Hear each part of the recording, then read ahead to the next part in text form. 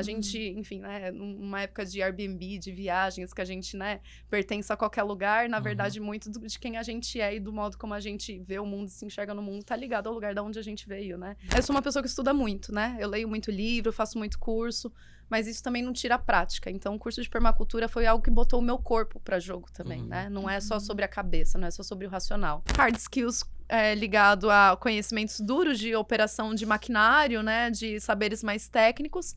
E soft skills, saberes mais ligados à liderança, à comunicação, à tomada de decisões, né? Os saberes mais humanos, socioemocionais, cada lugar dá um nome, né? Outra coisa da permacultura, você fazer pequeno e devagar, né? Você observa e interage, né? Não é tudo sobre grandes soluções, porque é isso, cada empresa vai ter um contexto, cada funcionário ali, cada colaborador vai ter um contexto, então, assim, também não... obviamente tem, isso, né? Direcionais éticos que eu acho que a gente tem que seguir, mas não necessariamente o que funciona numa empresa funciona em outra, né? Eu não tenho filhos, mas eu acho incrível as pessoas colocam, por exemplo, no LinkedIn, sou mãe, porque isso mostra que você tem uma capacidade de gestão de projetos absurda. A que, longo assim, prazo. Pois é, porque assim, pra dar conta de tudo é babado. Exato, exato.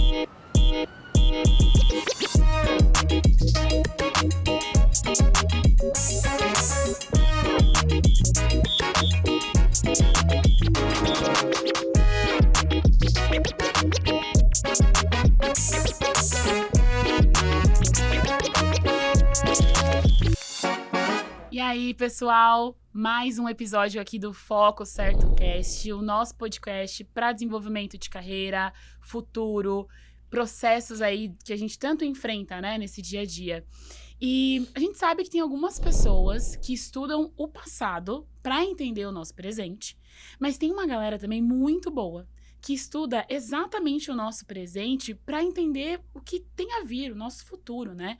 E a convidada de hoje vai falar exatamente sobre esses caminhos de educação, carreira, futuro, não é, Lucas? Exatamente, tô animadaço, então salve pessoal que tá ouvindo a gente. A convidada de hoje, o Foco Certo Cast, tá recebendo um nome de peso, certo?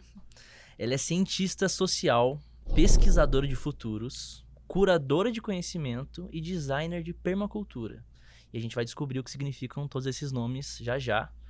Há mais de 13 anos, ela mergulha em comunicação, cultura e comportamento para entender o que move o ser humano e o que está nascendo do nosso tempo.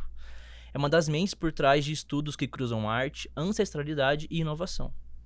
Ela também é representante brasileira da rede global Culture Connectors 2025, certo? E faz parte da Associação Latino-Americana de Futuros, do Projeto Selvagem, que é o ciclo de estudos sobre a vida, e da Refazenda Rio Chopotó, um espaço de convivência e experimentação no interior de Minas. Vou querer saber sobre isso também.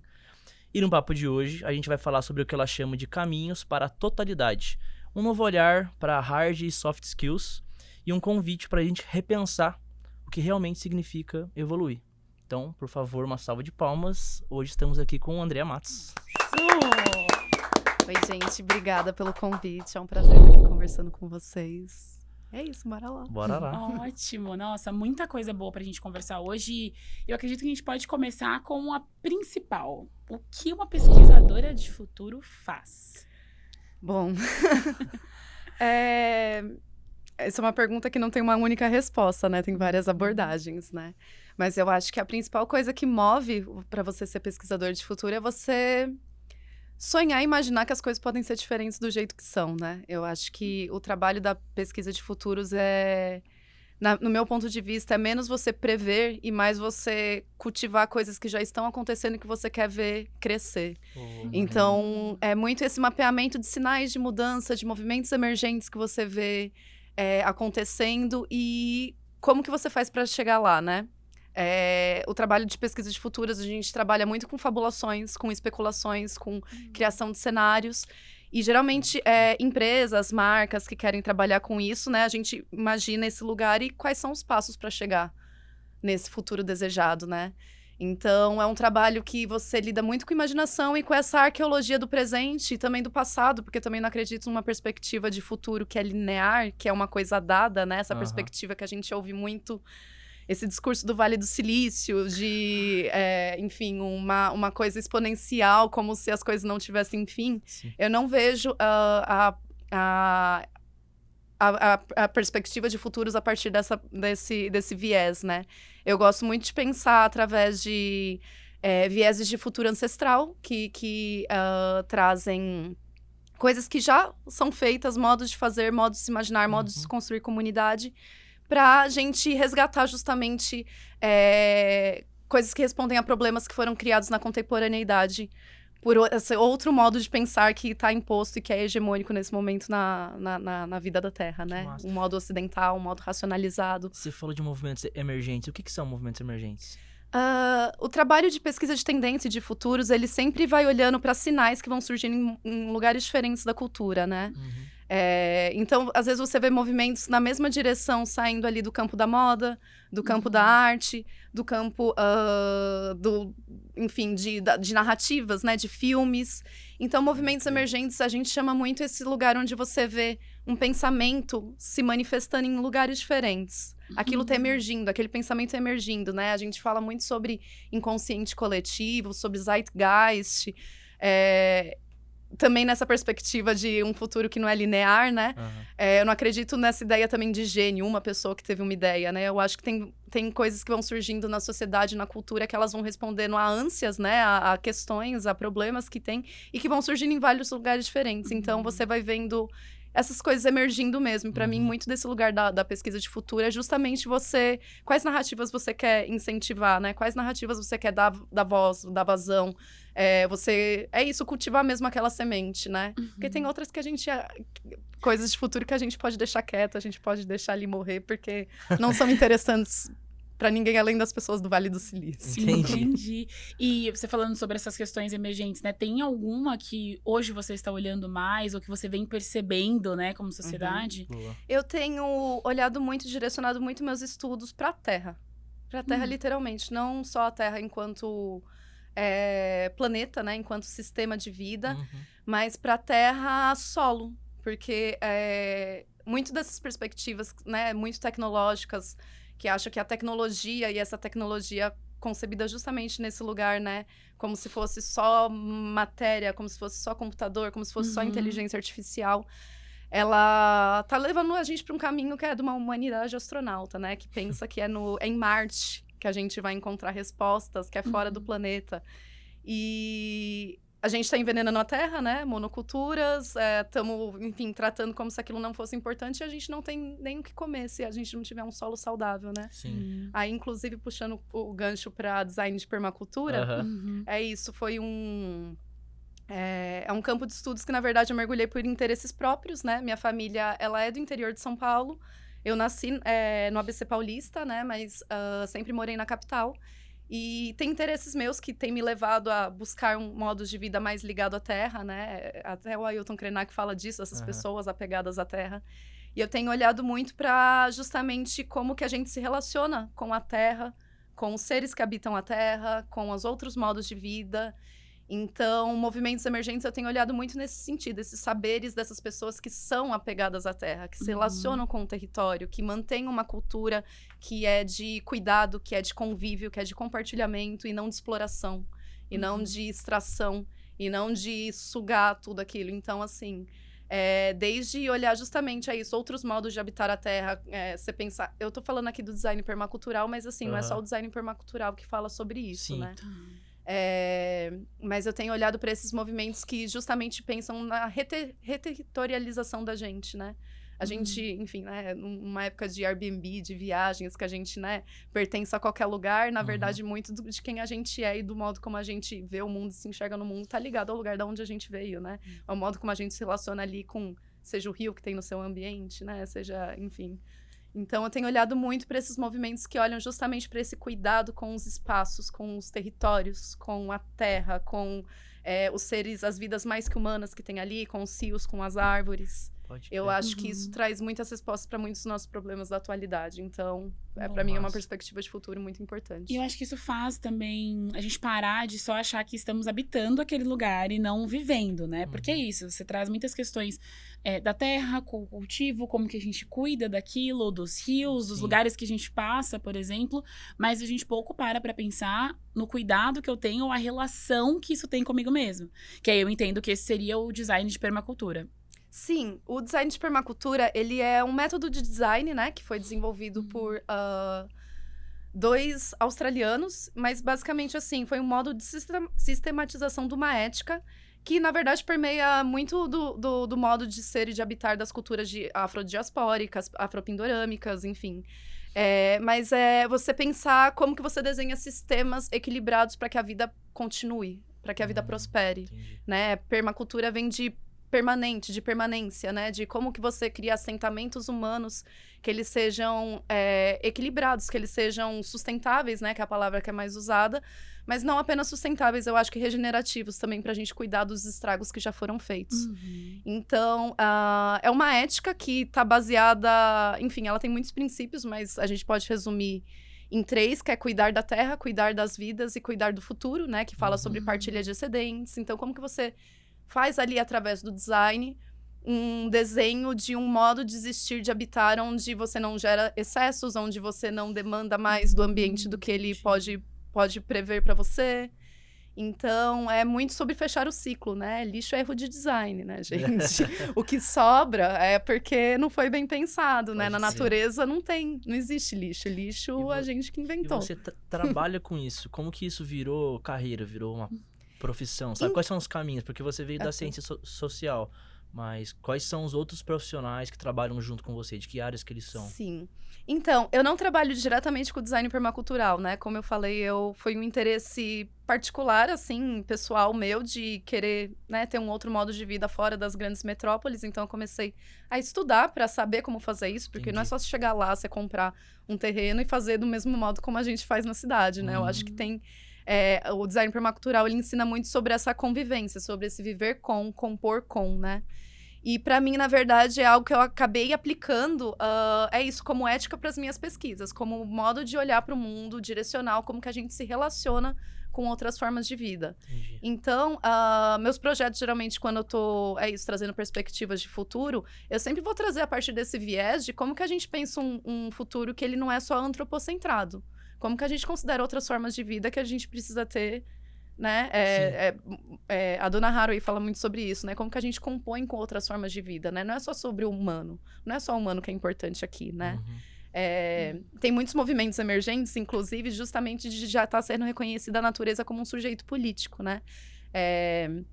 Tem alguns países, e teve, acho que um rio em Tocantins também, que ele ganhou o estado de sujeito de direito, né?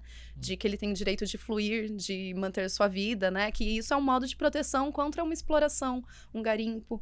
Então, quando a gente começa a considerar essas vidas mais que humanas também como seres de direito, a gente passa a ter uma outra relação, assim, né? Tipo, não é que nem o Pico do Cauê em Itabira, que vai ser inteiro consumido pela mineração. Aquilo é um ancestral de algum povo desse território. Sim. Então, o design permacultural, ele, na verdade, abriu um pouco, para mim, as portas de começar a entender como você observa e interage com isso que nos foi levado a chamar de natureza, mas que, na verdade, essa separação foi a gente que criou, né?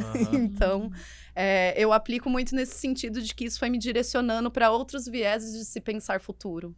Então, ainda que eu ainda não tenha minha terrinha para fazer o meu desenho ali no meu ambiente, é algo que eu já venho aplicando como metodologia de design mesmo. Quando a gente pensa em futuro e em tendência, a gente fala muito sobre design. Então, isso passou a ser um viés, assim, para sulear as perspectivas éticas de eu trazer essas informações. Deve ter impactado o seu trabalho pra caramba, né? Oi? Como você vê o seu trabalho depois disso, como você cria. Sim, mesmo porque é isso, assim, eu sou uma pessoa que estuda muito, né? Eu leio muito livro, faço muito curso, mas isso também não tira a prática. Então, o curso de permacultura foi algo que botou o meu corpo para jogo também, né? Não é só sobre a cabeça, não é só sobre o racional.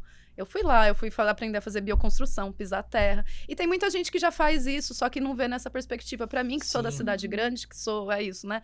Nascida e criada, né? Tipo, numa metrópole, isso é tudo muito distante. A gente terceiriza todas as atividades, assim, né? Construir a sua residência deveria ser uma coisa muito básica, porque os animais fazem isso, né? Eles não precisam terceirizar. Então, é algo, de certo modo, muito intuitivo. Então, o design permacultural, para mim, também foi esse lugar de experimentar, colocar meu corpo, interagir, entender como que se faz as coisas. A comida não é algo que você acha no supermercado, né? Como é que você planta? Como você se relaciona com a terra? Como que você entende que nutrientes ela precisa, né? Inclusive, uma das das grandes mentes da permacultura, né? A Ana Primavesi, que é, enfim, a mãe da permacultura aqui no Brasil. Ela fala solo doente, planta doente, homem doente. Então, assim, se a gente não tem nem relação com o solo, como é que a gente espera ter saúde? Né? Sim, e você comentou que a permacultura foi um interesse, né, pessoal ali. Quais foram as experiências que te levaram a escutar mais esse mundo, de estar mais conectado, né? Olha, eu acho que é algo que sempre esteve em mim, no certo sentido. É isso, minha família é do interior. Eu sempre ia nas férias lá pra casa da minha avó, em Andradina, que é a terra do rei do gado. E eu sempre sentia... Eu sou uma criança criada em apartamento, né? Ainda que tivesse no condomínio lá que eu morava, tinha árvores e tudo mais, assim. Eu tinha muito esse deslocamento de quando eu ia pro interior, de eu ver uma outra realidade, um outro modo como minhas primas estavam crescendo, que não fazia parte da minha vida. E eu almejava muito aquilo, né? Eu via que minhas primas tinham muito mais liberdade, né? Tipo, é isso, eu tava trancada num quadrado. Elas estavam ali, ó, assim, ó, subindo em árvore, indo pro sítio, não sei o quê. Então, foi algo que, assim, teve meu momento ali, né, também na adolescência, que aí a gente fica, não, é isso, né? Tipo, sei lá, tô saindo aqui, né, viver na metrópole e tal. Mas esse interesse nunca morreu em mim. E acho que a pandemia também trouxe um pouco disso, esse desejo de conviver mais na natureza. Eu já vinha nesse processo, assim, buscando viagens que era menos sobre cidade e mais sobre ir para lugares com ambientes mais naturais, viver essas experiências. E isso foi me levando para esse lugar de tipo, tá, se eu quero algum dia habitar um ambiente onde meus vizinhos não sejam só pessoas, eu preciso aprender a como fazer isso também, né? Chegar de uma maneira preparada e não achar que eu vou ligar para um iFood e vai entregar comida na minha casa. Eu acho um caminho muito legal, porque quando a gente pensa em abrir esses diálogos aqui e te chamar para falar disso, a gente pensa muito em quem tá ouvindo a gente, na nossa audiência. E a gente leva uma coisa aqui, até com a Alevo, que é a plataforma nova que a gente tem aqui, a gente pensa nessa coisa da totalidade que a gente vai falar já, que é essa união do que você está falando, desse conhecimento teórico com um conhecimento prático e um saber ancestral, e um saber mais espontâneo. A gente une mente, a gente une corpo, saúde. Você falou muito de saúde, estar saudável, de pensar nos nossos relacionamentos, porque é isso, a gente vai cuidando de nós, a gente cuida de quem tá do nosso lado, a gente cuida com quem a gente se relaciona. Eu acho que isso vai impactar a nossa vida em todos os meios, né? Vai impactar a nossa carreira, a profissão que a gente tá vivendo, né? Esse novo olhar que você traz de como a gente enxerga o dia a dia, você pega a sua carreira, coloca na vida. Tô achando um match legal, né? Muito. E quando você traz essa questão de nos conectarmos mesmo nessa metrópole, acho que esse é um desafio nosso, de quem nos escuta também, de como que eu consigo, na realidade que eu estou, tão distante, às vezes, dessa realidade de natureza ou essa realidade de ter mais contato com o que eu consumo no mundo que o tempo inteiro está me dando pelo iFood ou qualquer outro método rápido, né? Acho que é difícil também, é um desafio, eu vejo. É um desafio bem grande. Eu comecei com pequenas atitudes que eu conseguia na minha casa, assim. Eu tenho uma composteira, por exemplo. Eu adorei aprender a compostar em casa, lidar ali, você aprender com o processo, aí você vê sua comida virando outra coisa, eu alimentando minhas plantas. Eu tenho muita planta em casa, então eu tento fazer isso no meu microcosmo, mas isso ainda é um modo muito individual, assim, de lidar, né? Mas uma coisa que eu tenho também tentado enxergar mesmo, porque eu acho que é sobre a gente também mudar as lentes, e não só as lentes dos olhos, mas de todos os campos de sentido que a gente tem, é enxergar a cidade também como natureza, né? É isso, né? Tipo, tá tudo aí. A gente só não tá olhando dessa maneira, né? Nossa. Eu cresci na divisa entre São Caetano, Santo André e São Paulo, dividido pelo rio Tamanduateí, um rio super poluído. E a relação que eu tinha com esse rio era de tipo, é o rio fedido. É o rio que transborda quando chove demais. Se você tá de um lado, você não consegue passar pro outro. E isso é uma coisa que separa a gente do nosso território, né? Isso que eu tô falando dessa separação é isso. Tô num lugar horrível, eu quero sair daqui. Eu lembro que tinha um primo meu de Andradina. Quando a gente era criança, ele vindo pra São Paulo, ele falou, eu sei que tá chegando na cidade de vocês, porque o rio começa a ficar fedido, né? Por isso que eu falei rio fedido. Então, isso foi algo que me marcou muito. Então, também, como é que a gente pensa justamente nesse cuidado, né? Nessas iniciativas que são para regenerar territórios mesmo, né? Tá tendo em São Paulo, por exemplo, muito interessante o movimento do Parque do Rio Bexiga, que é ali do lado da oficina, e está tendo, inclusive, várias reuniões nesse momento para eles fazerem um projeto comunitário, trazendo os anseios da população local, dos frequentadores, sobre o que eles esperam. Lá já tem uma horta, eles trabalham com escolas locais. O Rio Bexiga, ele está só a 4 metros abaixo da terra, então, assim, a ideia é trazer ele de volta à tona. Como é que você imagina um parque com um rio vivo, com água limpa no centro de São Paulo? Isso é possível, sabe? Então, como é que a gente também não simplesmente lida com as cidades nesse lugar de vou abandonar e vou para outro lugar, com a mesma lógica predatória e exploratória para outro lugar, mas como a gente pensa também em regenerar aqui, porque a natureza está aqui, né? Exato. Eu acredito que o espaço de educação, a galera que nos escuta também, acaba sendo convidado para esses movimentos, né? Para esse movimento no voluntariado, e eu acredito que o voluntariado ele é muito importante nesse processo também. E eu deixo até mesmo esse convite para a galera que está nos assistindo no YouTube, nos escutando no Spotify, né? De colocar o que a gente consegue traduzir também da nossa realidade, né? O quanto que a gente consegue participar desse movimento de não vou sair porque tá ruim, mas como que eu consigo melhorar isso de alguma forma? Então, convido aí vocês, deixem nos comentários, segue, compartilha, para que a gente consiga construir também essa rede, né? Até para contar, porque a gente tem pessoas ouvindo no Brasil inteiro, de várias regiões, tem pessoas, muita gente que tá ouvindo, a gente que tá fora dessa metrópole, tá fora de São Paulo, tá fora do Rio de Janeiro, estão em comunidades rurais, então talvez eles tenham até um pouco mais de contato que a gente, já estejam entendendo um pouco mais isso do que outros ouvintes, né? Então é legal o pessoal compartilhar com a gente, pra gente ter essa perspectiva. Pra gente é uma grande novidade, né? Enquanto tem pra gente que a vida inteira é sobre isso, assim, a gente tá achando que tá aqui descobrindo ouro, mas na verdade a gente só tá entendendo o que é a base pra... É isso, né? Se o campo não planta, a cidade não come, gente. Lógico, tudo é sobre relações, né? Como é que a gente constrói relações mais saudáveis com todas as pessoas, atores e vidas envolvidas, né? Exato, com certeza. E conectando isso ao total, né? Os caminhos para a totalidade, né, Lucas? Eu acho que tem toda essa questão de como que a gente consegue olhar um mundo tão fragmentado, com tantas divisões, e como que a gente debate totalidade nesse lugar. Acho que, Lucas, você quer trazer um pouco como que a Levo também tá olhando pra isso, né? Foi o que eu falei, acho que essa conexão, porque a gente pensa muito, a gente dá acesso à faculdade, e a gente agora tá pensando em como essa pessoa se desenvolve depois da faculdade, né? Durante também, ela vai ter vários contatos com muita gente, vai ter contato com o mundo, e a gente queria que essas pessoas se relacionassem melhor com tudo que abrange o dia a dia delas, porque se for só conhecimento teórico, vai ser muito limitado. A gente queria que as pessoas se conectassem melhor com tudo que elas vivem, né? As relações, enfim. E aí, acho que como que essa ideia que você trouxe, de até mais voltando para a questão de pesquisa de futuro, como que isso entra no mercado de trabalho, numa carreira, quando a pessoa está pensando uma coisa um pouco mais formal? Bom, eu tenho visto um movimento muito forte no sentido dessa valorização dos saberes que as pessoas já carregam em si, que não é só o saber que vem de fora, né? É o saber da vivência dela, da experiência dela, do que ela passou.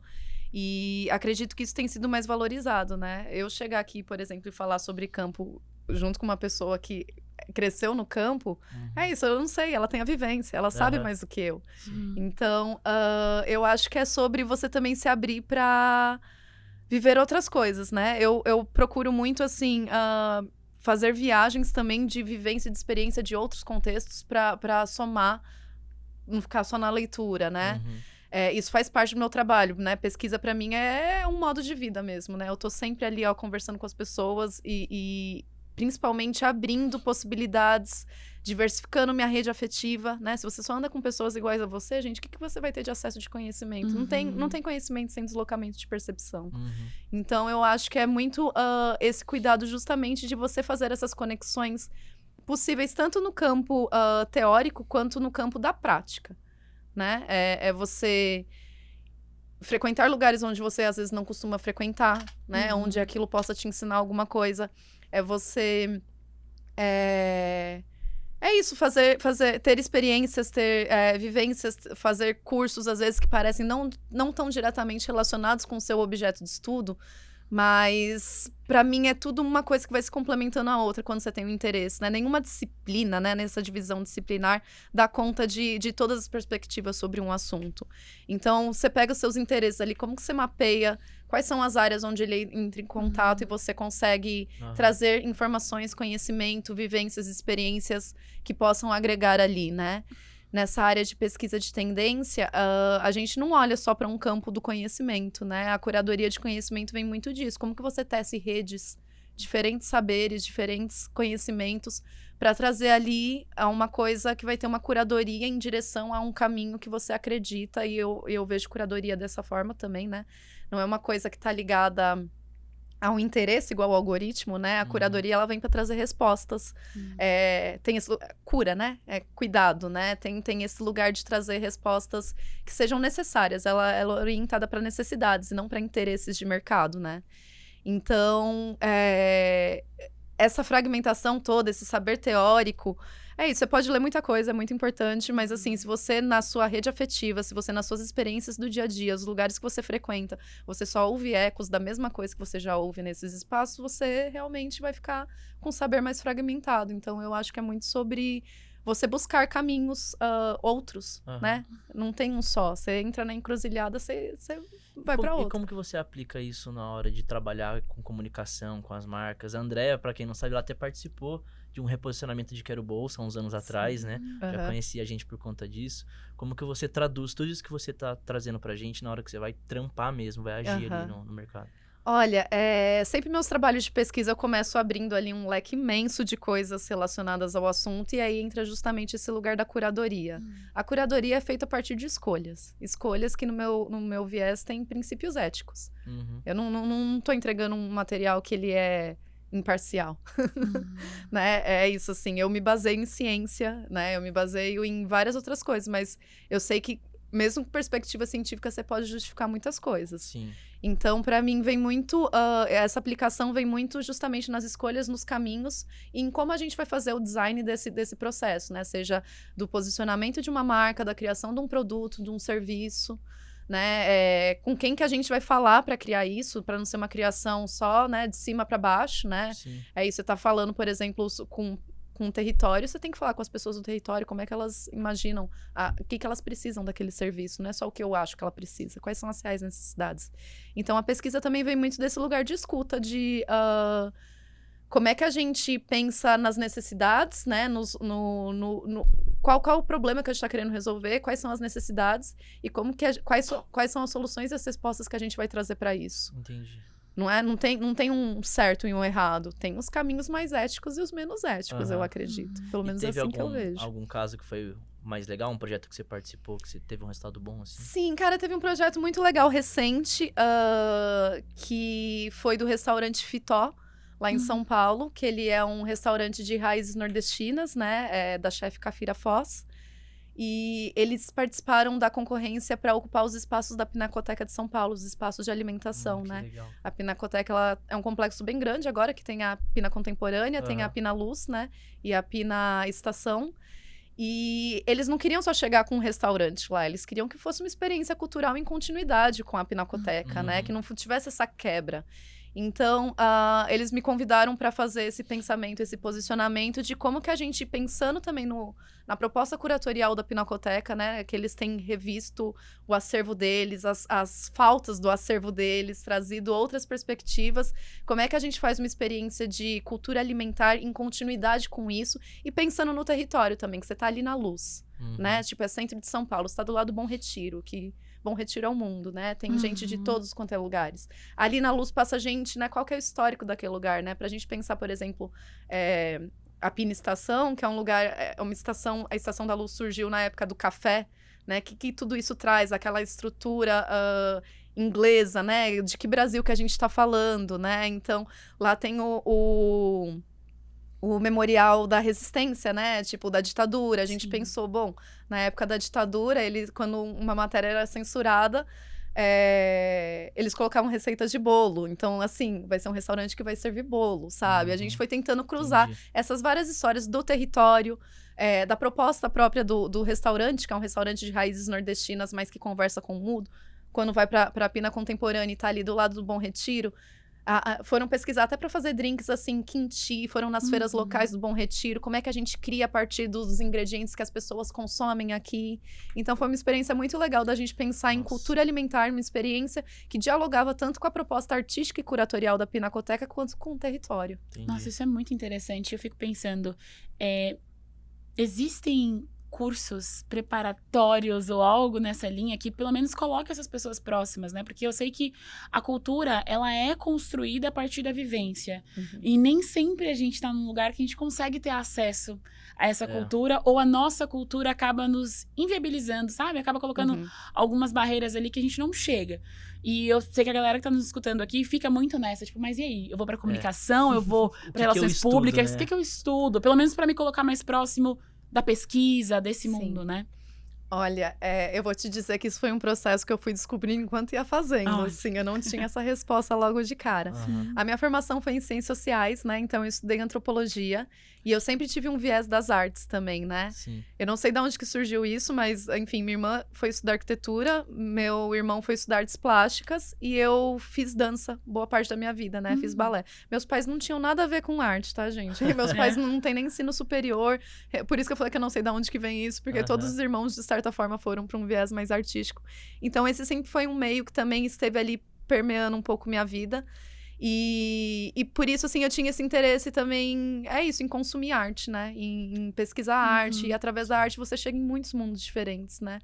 Obviamente, o que é apresentado pra gente hegemonicamente é uma história da arte europeia, mas a partir desse olhar também a gente consegue ir buscando outras coisas. E eu acho que atualmente as instituições artísticas do Brasil também estão muito preocupadas, a Pinacoteca é uma delas, né? Estão muito preocupadas em trazer vieses e olhares mais locais.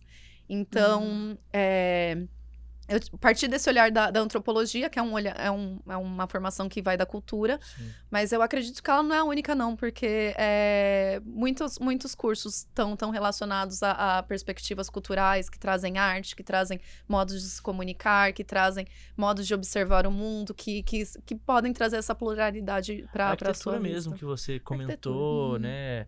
Agronomia, às vezes. Acho que quase qualquer área a gente consegue direcionar para o nosso olhar, para nossa vivência, para nossa comunidade, né? Olhe para dentro da sua comunidade, do seu bairro também, que acho que você pode encontrar respostas ali, né? Exato. E também é isso, não se contentar com uma resposta única, né? Eu acho que é bastante sobre isso, assim, a gente procurar... isso, nem tudo tem uma resposta certa, né? Tem escolhas. Então, é isso que eu falei que eu fui percebendo durante o caminho, assim, falar, gente, mas será que eu fiz certo, né? Tipo, não, mas assim, foi uma escolha e a partir dessa escolha eu posso fazer outras escolhas. E é isso, formação também é uma coisa que nunca acaba, né? A gente vai complementando, eu faço curso pra caramba, eu leio livro pra caramba, eu vou num museu, às vezes aprendo muito mais do que num curso.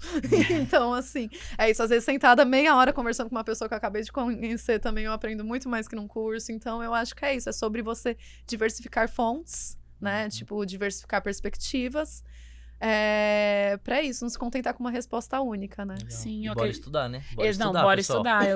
Escutando você, André, eu percebo que a forma da gente conseguir lidar com essa fragmentação, acho que trazendo mais também para esse contexto do dia a dia. Pô, às vezes tô pensando em currículo, tô pensando em trabalho, tô pensando em algum desafio da faculdade, enfim, e eu sempre acho que a resposta vai ser sim ou não para tudo. Mas entender que essa fragmentação, talvez ela se encontre nessa construção. Então, qual o caminho que eu vou seguir, qual diversidade eu vou olhar, e aí, mais uma vez, o tema de diversidade aqui.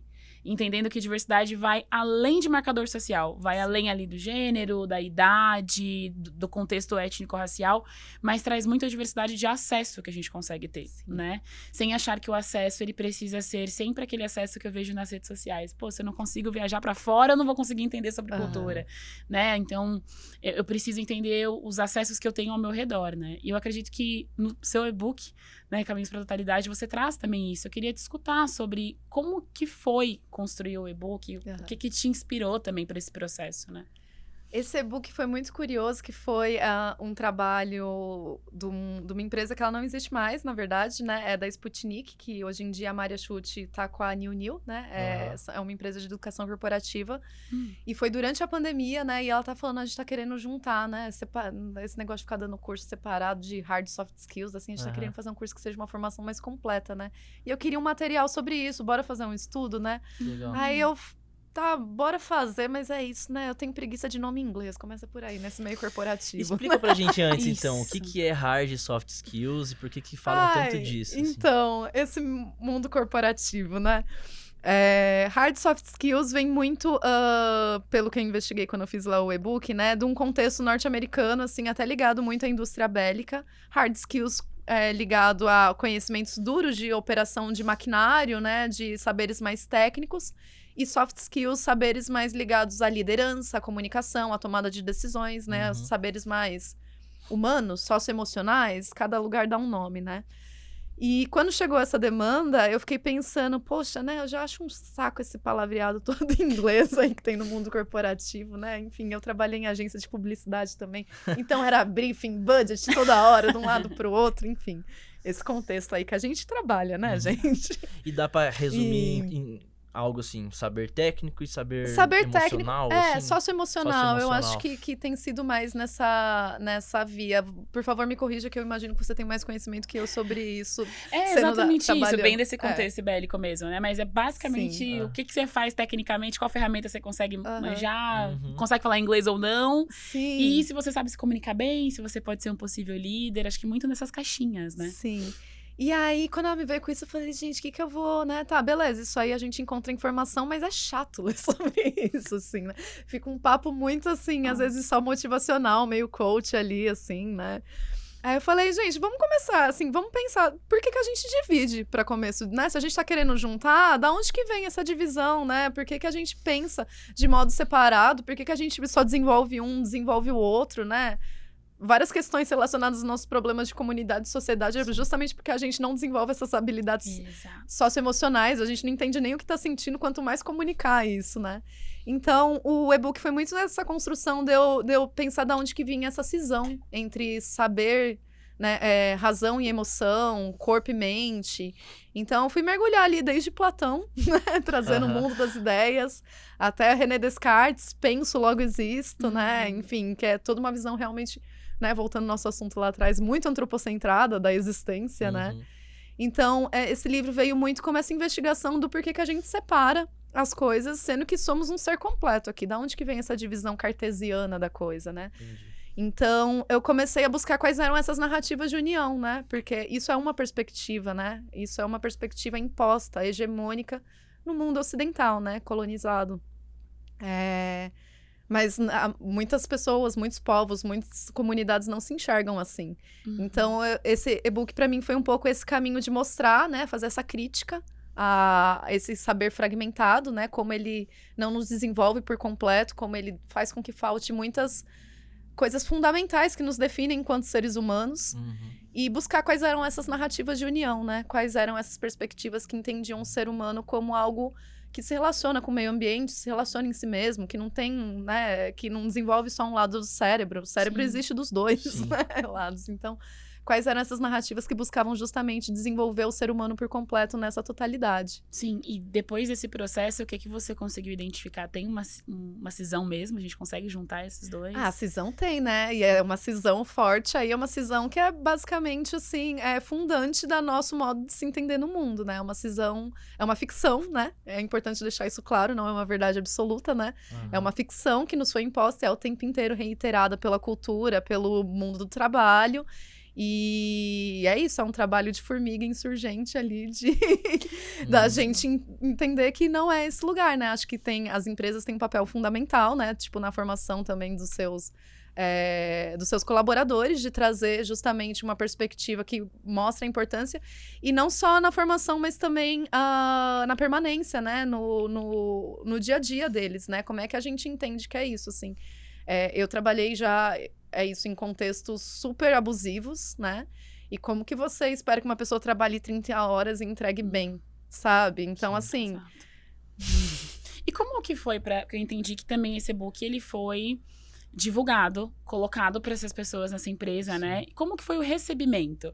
Como que você levou essa ideia, por exemplo, do hard skills, soft skills, vamos esquecer o inglês e o comunicar bem, isso aqui é uma nova definição. Posso te contar um negócio um pouco decepcionante? A realidade. A realidade é que isso foi feito na pandemia. E por conta da pandemia, muitas coisas mudaram e elas não levaram adiante a campanha que elas iam levar de divulgação desse Poxa, livro. que pena. Entendi. Então, elas não fizeram, isso, né? A comunicação mesmo do livro. Eu tenho o livro, eu divulguei o livro. Sim. Aham. E ele chegou nas pessoas da minha rede, mas ele não foi necessariamente aplicado Eu tenho pela o arquivo empresa. do livro, eu posso mandar Temos pra também. todo mundo. Pode mandar, tá? gente, Vou tá deixar no link aqui disponível. da descrição do YouTube, no Spotify. Quem quiser ler esse livro, É tá isso. incrível. Então eu não sei como que foi a recepção, assim, eu tive boas recepções das pessoas da minha rede que leram, mas eu não sei como que isso soou para a empresa, se chegou lá, eu tive muito retorno Sim. positivo, mas por conta de reposicionamento de pandemia, começa a abrir, Sim, enfim, claro. assim, o planejamento estratégico delas acabou Quando mudando. li esse livro, eu gostei muito e eu falei, esse vai ser o tema do podcast, porque eu nunca tinha visto uma perspectiva como a sua, nesse caso, de hard e soft skills. E eu acho que o que eu senti antes, muita gente que tá ouvindo a gente vai sentir igual, que é não se identificar nessa divisão de hard e soft skills, sabe? É não, as pessoas explicam pra gente o que é, você precisa desenvolver isso, você precisa desenvolver aquilo, mas você vê que na prática, na hora de estudar, na hora de trabalhar, não existe essa divisão. Então a gente não se identifica, a gente não sabe se a gente tá realmente trabalhando só uma soft skill ou só uma hard skill, sabe? Então eu achei muito legal essa ideia de... Eu acho que a gente se respeita mais com essa ideia, a gente valoriza mais o que a gente aprende, a gente valoriza mais o que tá ao nosso redor. Sim. E eu de verdade acredito que essa ideia pode deixar, transformar a gente num profissional mais completo, sabe? Com certeza. Entregar resultado muito melhor, muito mais aprofundado do que uma coisa muito dividida. Com certeza. Inclusive isso, assim, né? Comunicação, né? Que é uma coisa que muitas vezes a pessoa ela é ótima ali nos domínios técnicos das funções dela, mas ela tá ali numa equipe onde ela não consegue se comunicar nem para botar limites e nem para fazer, né? É fundamental desenvolver. Então, se a gente não desenvolve isso, a gente também se torna um funcionário, um colaborador que só entrega o básico, mas não necessariamente está feliz e está satisfeito, né?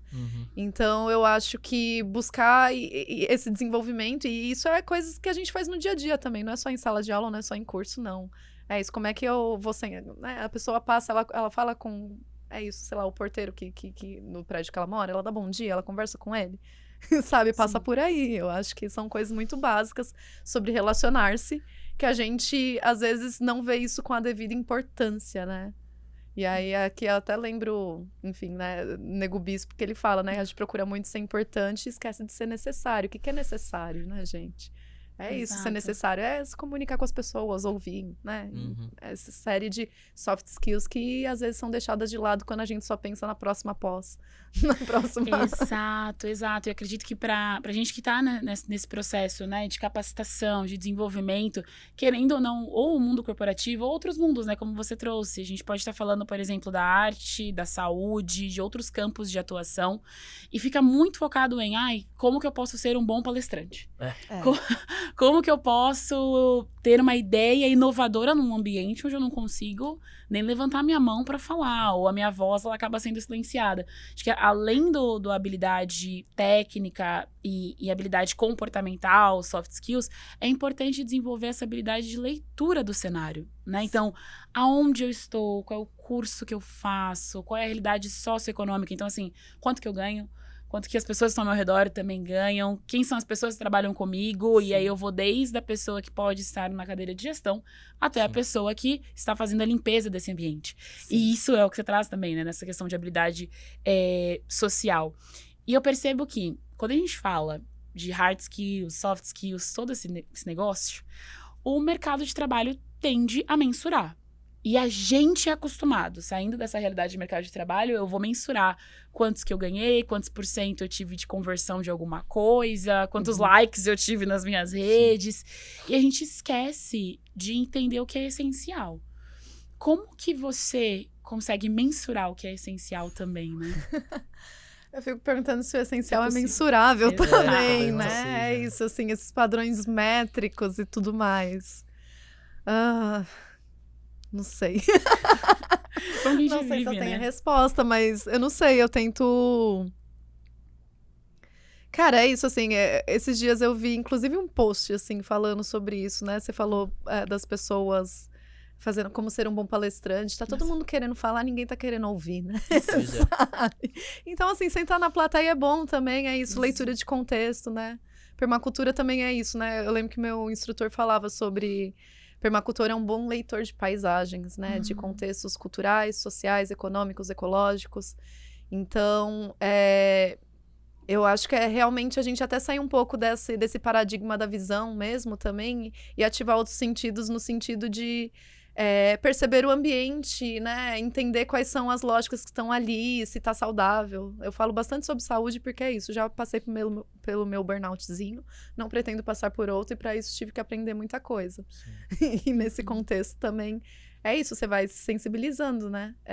A formas de trabalhar que não são adequadas. Então, você passa a desenvolver também outras habilidades nesse sentido de...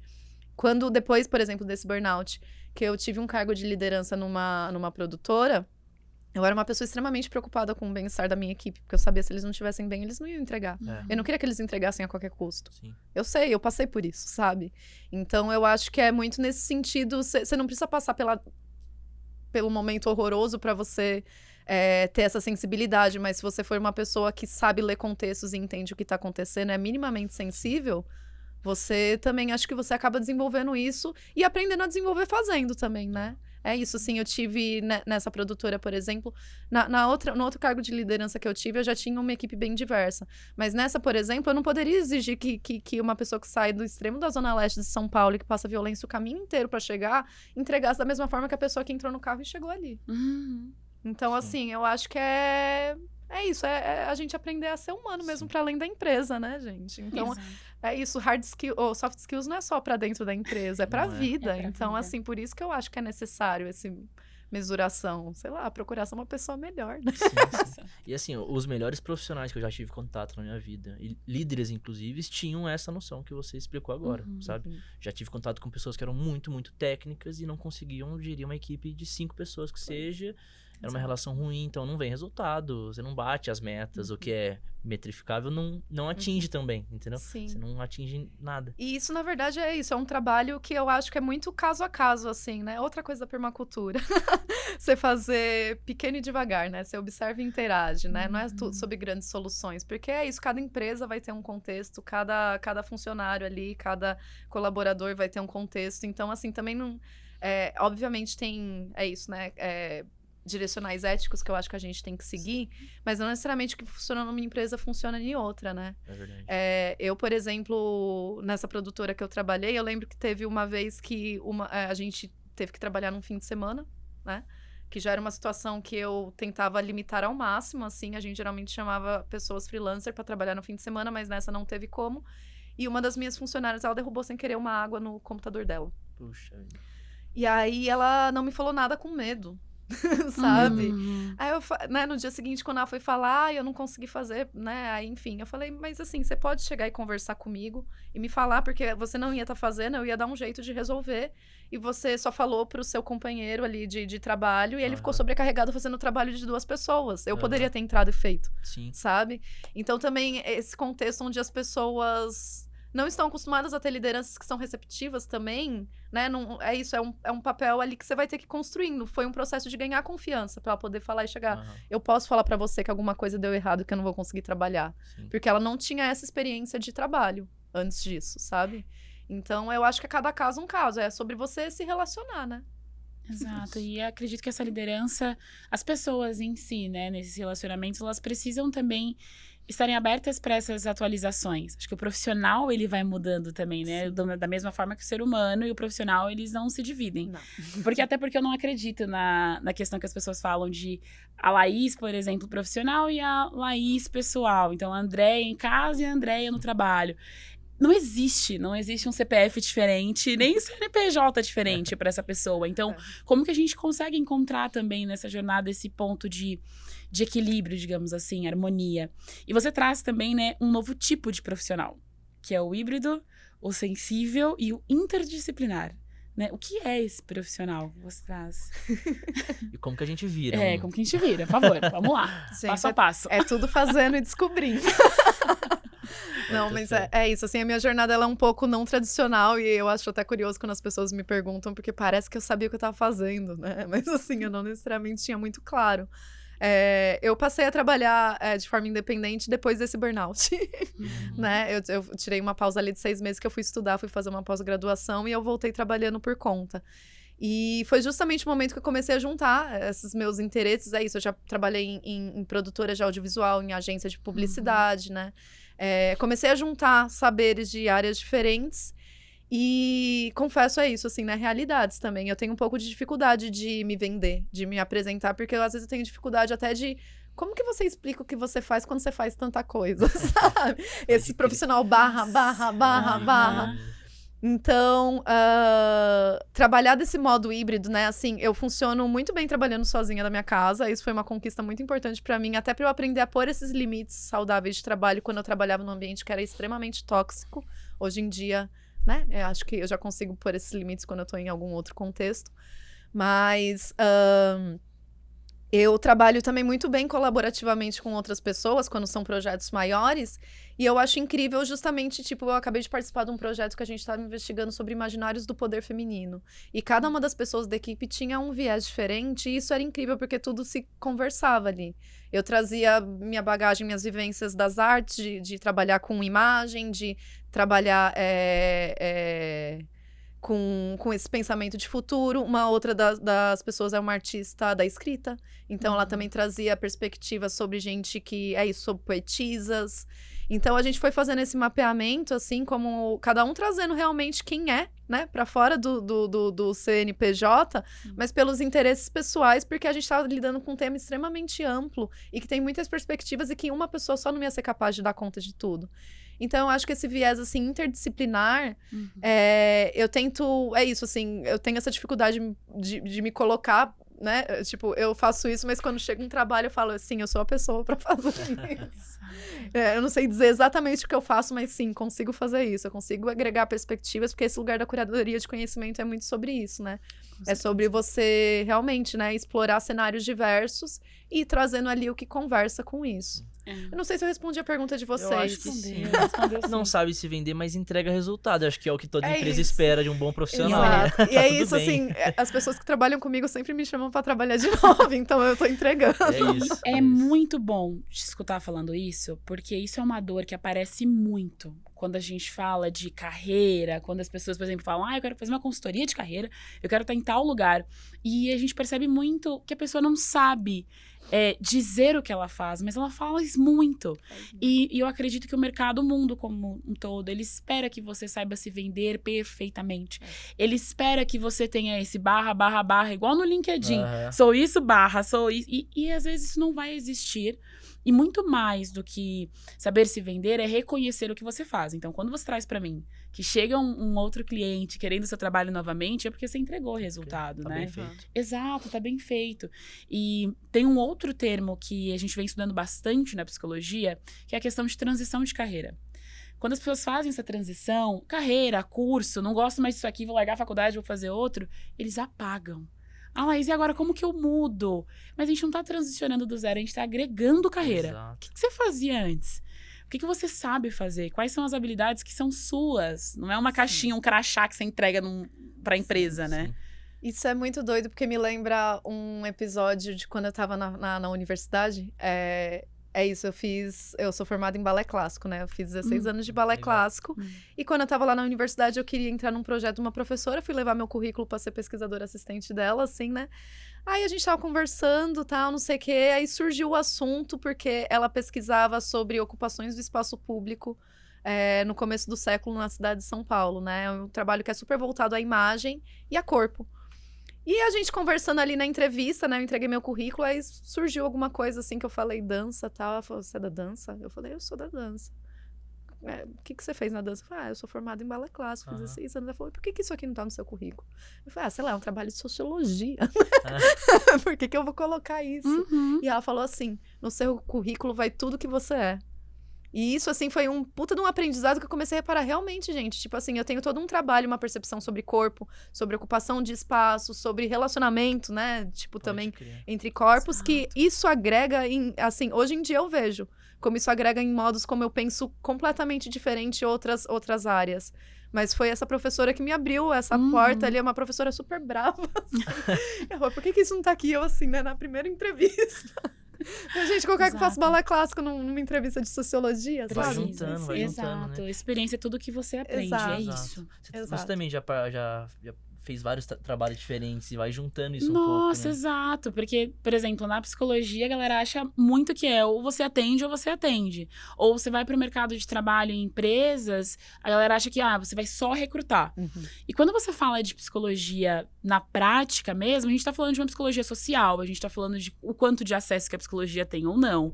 Ou como que eu converso com o meu paciente, ou como que eu entendo, às vezes, numa sessão e falo, amigo, esse salário você não vai conseguir fazer boa parte das coisas. Uhum. Como que a gente entende que a dor daquela pessoa é justamente por um contexto social. Eu não vou mudar a estrutura das coisas, mas como que eu vou viver?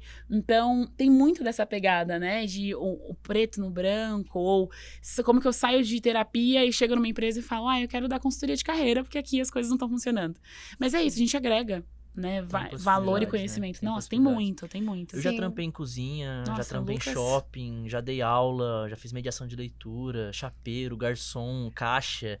Então, assim, eu sinto isso direto no meu dia a dia, assim, no meu trampo com marketing, sabe? Essa coisa de juntar coisas. Eu lembro de situações direto quando eu trabalhava em restaurante, que às vezes me ajuda a resolver uma questão, assim. Pode parecer bobo, não é storytelling de LinkedIn, gente, é de verdade. Eu falo que acontece todo esse mundo tipo de tinha que coisa. trabalhar em algum momento atendendo o público, porque isso Nossa, ensina tem tanto muita pra coisa, gente. Certeza. Eu fui hostess de Deus. balada. Foi o meu primeiro emprego. Eu trabalhava de madrugada, recebendo uma merreca, ficava até 4 da manhã, numa época que não tinha nem Uber. Nossa. Tinha que esperar o metrô pra abrir, Sim. pegar 2 horas de Pode transporte crer. pra chegar em casa. Mas eu aprendi a lidar com gente. É. É isso, né? Você lidar ali com as situações, né? Então, assim, eu acho que, tipo, isso realmente faz toda a diferença no modo como é isso. Eu lido com uma equipe, né? Eu sei lidar com pessoas. Eu não tô ali só trancada atrás do meu computador fazendo isso, assim, né? Exato. E é isso, eu vim da antropologia, né? Pesquisa de campo é fundamental também. Fundamental. Então, Exato. é isso, é sobre... Eu acho que a gente vai somando, né? Eu não tenho filhos, mas eu acho incrível as pessoas colocam, por exemplo, no LinkedIn, sou mãe, porque isso mostra que você tem uma capacidade de gestão de projetos absurda. A que, longo assim, prazo. Pois é, porque assim, pra dar conta de tudo é babado. Exato. Eu acredito que tudo que a gente vem conversando até agora já dá muita forma para próximos passos, para esse futuro. E eu acredito que a gente vai desmistificando também o que é essa palavra futuro e tudo que você já trouxe também de estudo. E tem um conceito que você traz, Andréa, que é os futuros pluriversais. O que é isso? Bom, não existe um único futuro, né, gente? É isso. A linha do tempo não é uma única, uma coisa ascendente, progressiva. Então, é isso, assim, né? Eu acredito primeiro que existem futuros, né? No plural. E que eles já existem convivendo no mesmo espaço, pessoas vivem momentos diferentes de vida, né? Tem uma frase que é bem famosa, assim, no meio da futurologia, que é tipo, o futuro já tá aí, ele só tá mal distribuído. Que é isso, assim, eu não concordo com essa premissa de o futuro, ele tá mal distribuído, mas é isso, assim, várias temporalidades diferentes convivem no mesmo espaço, né? Então, acho que a gente parte desse pressuposto já, assim, de que é plural e tem pessoas vivendo momentos diferentes, e isso que eu enxergo como... Às vezes, futuros, para muita gente, é passado, né? Quando a gente pensa em futuros ancestrais e tudo mais. Futuros pluriversais também, eu acho que é entendimento de que cabem muitos mundos em um mundo, né? A gente não tem só uma única resposta, um único modo de habitar a Terra, um único modo de viver, modo de fazer. Então, é sobre somar perspectivas também, né? É isso. Você pensar, por exemplo, povos tradicionais, sei lá, caiçaras, né? Eles têm um modo de ver o mundo, de habitar o mundo, que é diferente das pessoas da Caatinga, né? Sim. O modo como eles se relacionam. Então, assim, futuros pluriversais é muito sobre existência de diferentes perspectivas, de diferentes modos de se habitar a Terra, de diferentes... Não é uma narrativa única, né? Monocultura, né? Não é uma coisa dominadora, não tem um certo em cima de vários errados. Então, esses futuros pluriversais que eu falo justamente é sobre esse caber vários mundos em um mesmo mundo, né? Exato. Não é essa perspectiva colonizadora de tem que ser assim, de que isso é desenvolvimento, de que isso é o futuro, de que isso é tecnológico. Exato. É e aí isso, já assim. cai por terra aquela ideia da comparação, né? Então, assim, às vezes, nossa, qual é a minha meta? Onde eu vou chegar? Se cada um tem uma realidade, consequentemente, cada um tem ali um futuro, com quem que eu estou comparando o meu futuro, né? Será que eu tô construindo o meu ou eu tô construindo do outro, né? Inclusive, isso pra mim foi muito doido, que quando eu tive essa experiência, né, mais corporativa de vida, eu vi que você entra num ambiente onde você é levado a desejar coisas que você não desejava antes. E isso pra mim foi muito doido. Quando eu saí foi muito bom. Foi assim, nossa, mas eu tava tentando chegar num lugar que não era eu que eu queria. Porque diziam que eu tinha que querer isso. Exato. Então eu acho que tem muito desse lugar. Assim, pra mim, uma vida saudável é muito mais, assim, tipo, uma vida que eu quero ter, uma vida bem-sucedida. É muito mais a minha casinha no campo ali com os meus bichinhos do que necessariamente um Porsche, uma Sim. Ferrari na Exato. Faria Lima, Toda de sabe? cinza, Sim. terno, Exato, e é isso. assim, eu quero estar com o pé no chão. Eu não quero estar usando um salto alto, sabe? E tudo bem também, se o seu sonho Tá for ter tudo bem. uma Ferrari, mas entenda que é o isso, seu, cabem o seu muitos caminho, mundos né? no mundo. Muito, e acho que isso que a gente queria botar aqui hoje, existem muitos caminhos. A gente recebe muita mensagem, principalmente da audiência mais nova, que tá agora fazendo Enem, entrando na faculdade, um desespero de como eu me encaixo nesse caminho, como eu me encaixo nessa reta aqui. E a gente tá tentando falar, gente, cada um de vocês tá vindo de um lugar, tem uma realidade, cada um de vocês quer um curso, tem, sei lá, quantos milhares de cursos disponíveis em faculdades e diferentes regiões, EAD e presencial. Então, no que você tá querendo é diferente do que o outro tá querendo, é diferente do caminho que você pode construir, né? E acho que também é isso, não tem um caminho único que vai ser sempre pra isso. Você pode querer aquilo em algum momento e mudar de rota, é isso, assim, né? A transição de carreira, é você eu precisei disso até pra ser quem eu sou e saber que eu não quero mais isso e quero outra coisa. Mas você tem que ir lá. É isso, quando eu fui trabalhar numa agência, eu fiquei super na dúvida. Eu falei, nossa, eu nunca imaginei trabalhar numa agência.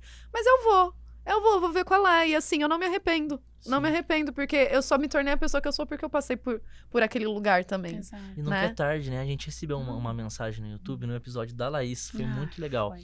Uma moça que falou que adorou ouvir a Laís falar. Ela tem 60 anos de idade e tá prestando o Enem agora pra fazer artes visuais. E falou que tava se inspirando na Laís, assim. Em 60 anos de idade não fazer o Enem pra começar uma faculdade. Então, né? Não tem limite, né? Não tem limite pra começar futuro, e recomeçar. Né? Esse é o futuro dela, tá começando agora, né? É isso, acho que a gente vai todo dia construir o nosso futuro no presente, né? Então é sobre isso, assim, né? A gente passa por algumas coisas, nos transforma e é isso. O futuro tem até aquela frase, né? Enfim, estávamos falando também sobre utopia, distopia. Tem até aquela frase lá que é a utopia no horizonte, né? É do Galeano, eu não vou lembrar agora, gente. Eu sou péssima com o nome. Que você caminha, ela se afasta mais, né? Porque é pra você continuar caminhando. Então, o futuro também é isso. A gente nunca vai chegar num futuro. O futuro é o que a gente vive, né? E é isso. O futuro se conecta com o passado. Esse espiralar do tempo, enfim, né? Essas perspectivas outras de tempo, assim.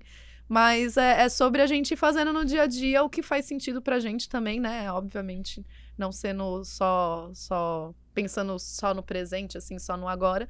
Mas nisso de que entender que às vezes você alcançou ali o que era um futuro pra você, alcançou um lugar que você queria e daqui a pouco é isso, assim, as coisas vão mudar, o cenário vai mudar, o contexto vai mudar, você vai querer outras coisas. Sim.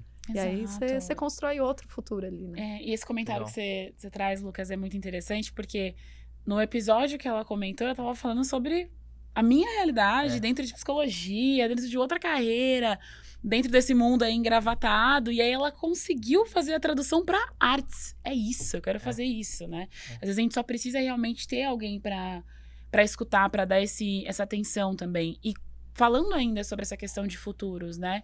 Quando a gente olha para um outro contexto também de realidade, a realidade de comunidade, a realidade periférica, a realidade das favelas, como que você também consegue trazer essa realidade pra galera de futuro, de possibilidades, de caminho, né? O que você acha? Bom, eu acho que Brasil é um lugar que ensina muito, né? Enfim, eu faço parte, né, da Culture Connectors, trazendo perspectivas do Brasil para pensar futuros e pensar planejamentos, justamente olhando porque aqui é um terreno fértil para coisa pra caramba, né? Acho que, assim, tem muita gente falando isso, tem muita empresa falando disso, acho que a gente tá tomando mais consciência disso, tá saindo da síndrome do vira-lata e virando a exaltação do caramelo, né? A gente tá tendo essa consciência de que a gente tem um potencial criativo imenso, né? Então, desde quando você olha para gambiarra como tecnologia, né, de criação, de música, de apropriação, de você deixar de ser um consumidor passivo de um produto para você se tornar ativo e fazer daquilo uma outra coisa, até quando você olha para... É isso, assim, tipo, agrofloresta, assim, né? Tipo, quando você pensa... É isso que eu falei, né? A permacultura surgiu lá na Austrália, mas já tinha um monte de gente fazendo aqui, né? Você olha para agrofloresta, sei lá, povos originários já faziam agrofloresta, é um modo de cultivo onde você alimenta os seus, alimenta o restante e ainda mantém a diversidade e a saúde do solo, né? Então eu acho que, assim, quando a gente pensa na quantidade de biomas que tem no Brasil, a quantidade de coisas que as pessoas inventam no seu território para dar conta ali das necessidades, das precariedades também, não falando num lugar só romantizado, né? Mas é isso, acho que a gente aqui no Brasil junta muitos saberes de contextos diferentes que são muito propositivos e muito criativos, que são muito inspiradores para pensar em inovação em muitos contextos. Sim, você trouxe esse ponto. Acho que 6, 7 anos atrás, fui numa palestra, e era uma palestra muito corporativa, eu fui para um painel específico sobre tecnologia. E era tecnologia e meio ambiente. E aí subiu uma pessoa que não tinha nenhuma ligação, a gente já tem aquele preconceito, né? O que essa pessoa vai falar de tecnologia? Ela não parece ter muitos conhecimentos sobre isso. E aí a pessoa colocou a foto de um copo de requeijão no slide. E depois ela trouxe todo o processo para a construção de um copo de vidro. Ele falou assim, gente, o meu trabalho de estudo foi olhar como que as pessoas estão viabilizando copos através de um copo de requeijão. Isso é tecnologia. Ele compra um requeijão, Que doido. ele usa todo aquele alimento, e aí ele pega aquele copo e ele vai vender, ele vai pintar, ele chama, e aí o cara criou uma empresa de venda de copos dentro da periferia. Nossa, porque tinha uns moleque muito bom de grafite. E os isso. caras desenhavam no copo. Mano, mudou espetacular. a vida. É isso. Assim, o trabalho do cara foi esse. Ele foi estudar copos de requeijão.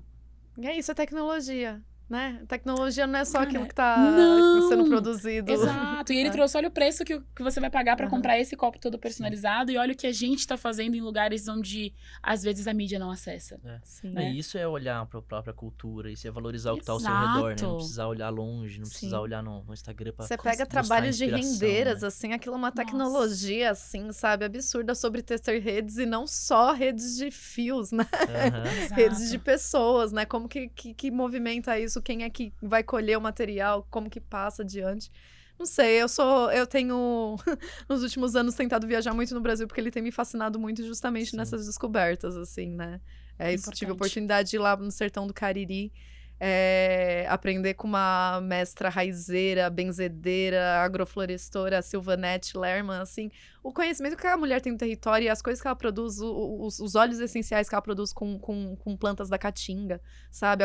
O conhecimento que ela tem de erva, de cura ali, sabe? Sim. Isso não sai de farmácia, né? Sabe?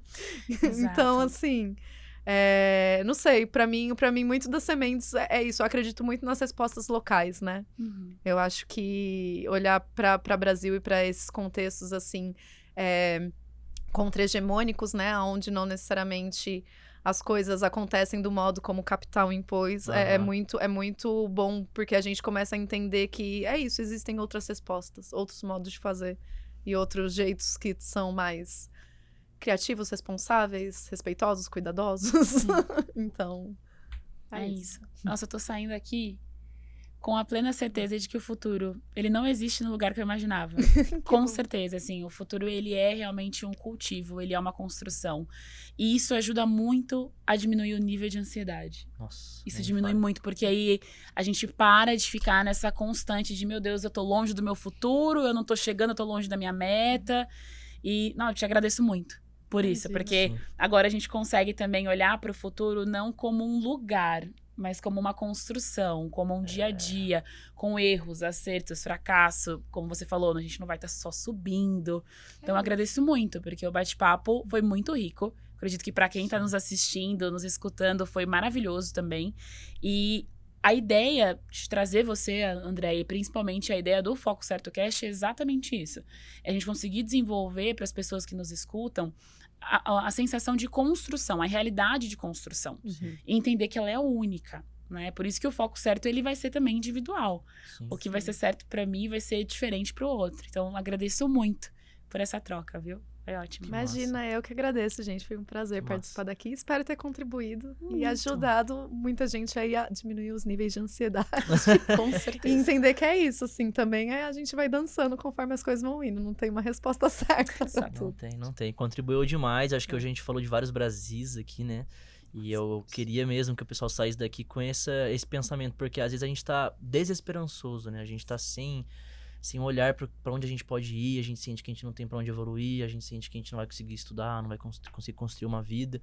Mas se a gente percebe que existem vários caminhos e vários lugares pra gente olhar e pra gente se inspirar, acho que dá um mesmo esse conforto no coração. A gente tem que A gente expandir foca, o imaginário. vai pra cima, né? Tem que É isso, é expandir. sobre abrir, é isso. Existem outras possibilidades. Se a gente acha que só tem uma só, aí realmente fica difícil se enquadrar. Realmente. Expandir. Realmente. É Boa. isso. Além da Andréia, acho que a gente tem uma galera pra agradecer Tem também. uma galera pra agradecer, a gente tem uma equipe incrível aqui no Foco Certo Cast. Então, rapidinho, pra quem gostou desse episódio, pra quem gostou de ouvir a Andréia, a gente vai deixar aqui as redes da Andréia, caso vocês queiram conhecê-la, seguir lá o que ela posta no LinkedIn, no Instagram, enfim, conhecer mais do trabalho dela. E lembrando que eu vou deixar também o link aqui do livro que ela escreveu, pra vocês lerem e entenderem um pouco mais dessa ideia dela, que tá bem legal. E então, eu queria agradecer, como sempre, a nossa equipe que faz o Foco Certo Cast acontecer aqui nos bastidores. Nós temos o Rafael Minas, que é diretor de estúdio e o cinegrafista principal hoje. Temos o Guto, que é assistente de direção. O Felipe Novaes, operador de áudio. O catering e o camarim foi feito pela Adriana, da Adrioli Camarins. Luiz Landim, assistente de produção. E a Gabriela Santo, que foi a maquiadora desse episódio. Gente, muito obrigado. E é isso. É isso, gente. Muito obrigada. Obrigada, Andréia, mais uma vez. Obrigada, Lucas. Pessoal que tá assistindo, muito obrigado por mais um episódio. Vejo vocês no próximo. Até mais.